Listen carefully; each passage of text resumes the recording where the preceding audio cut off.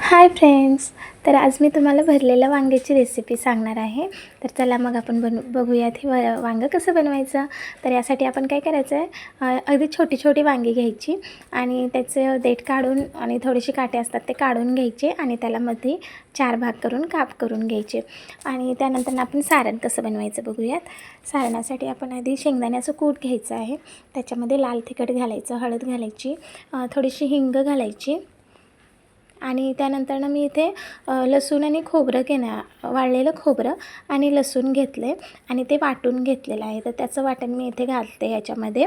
त्यानंतर आपण याच्यामध्ये कोथिंबीर घालून घेऊयात आणि वरून थोडंसं मीठ घालायचं आणि हे सगळं छान एकजीव करून घ्यायचं, सारण मिक्स करून घ्यायचं आणि थोडंसं याच्यामध्ये आहे ना आपण पाणी ॲड करायचं आणि त्याचं सारण बनवायचं, जेणेकरून आपल्याला ते वांग्यांमध्ये भरता आलं पाहिजे.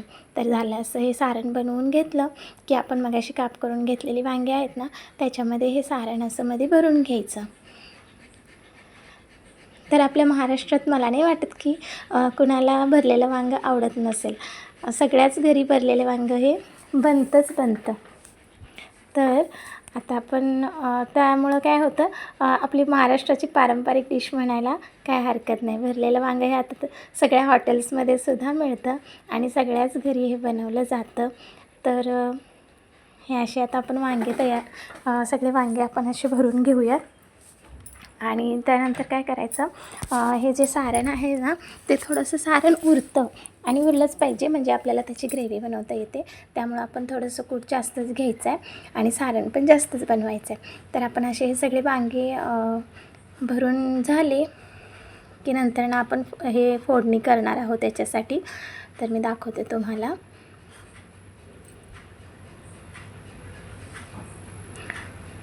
झालेत आता आपली हे सगळी वांगी सारण भरून झालेली आहेत. हे सारण आता आपण आहे ते साईडला करून घेऊ आणि आपण आता फोडणी करून घेऊया.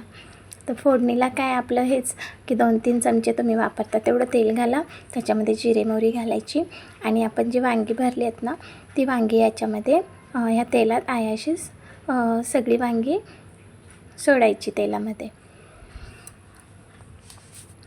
त्यानंतर आपलं जे सारण उरलं होतं ते सारण आपण ह्याच्यावरती घालून घ्यायचं आहे आणि 5 मिनटं आपण ह्याच्यावरती झाकण ठेवून हे वांगं शिजवून घ्यायचं आहे. एक 5 मिनटं आपण याला वाफ काढून घेऊयात. तर झाले एक 5 मिनटानंतर आपण याचं झाकण काढून बघूया. हे बघा अशी वांगी थोडी शिजलेली असतात. तर आपण इथं काय करायचं आहे, आता आपण याच्यामध्ये थोडं गरम पाणी ॲड करायचं, म्हणजे तुम्हाला जेवढी ग्रेव्ही हवी असेल तेवढं तुम्ही त्याच्यामध्ये आत्ताच पाणी घालून घ्या. तुमच्या आवडीनुसार तुम्हाला किती ग्रेव्ही हवी आहे त्यानुसार तुम्ही इथे पाणी घालून त्याची ग्रेव्ही बनवू शकता. त्याच्यानंतर आपण आत्ताच इथं मीठ घालायचं आहे. आपण मगाशी सारणात मीठ घातलं होतं, त्यामुळे जरा बघूनच मीठ घाला.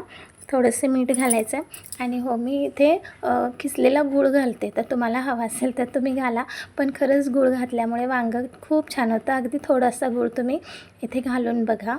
आणि गूळ घालून झाल्यानंतर आपण आता हे वांगं एक 10 मिनटं शिजवून घेणार आहोत. परत झाकण घालायचं याच्यावरती आणि एक 10 मिनटं बारीक गॅस करून आपण वांगं शिजवून घ्यायचं आहे. तर बघा हे किती छान दिसते आणि वास पण मस्त येतोय. तर आपलं वांगं आता तयार झालेलं आहे. आता आपण गॅस बंद करून घेऊयात आणि ह्याच्यावरती आपण चिरलेली कोथिंबीर घालायची.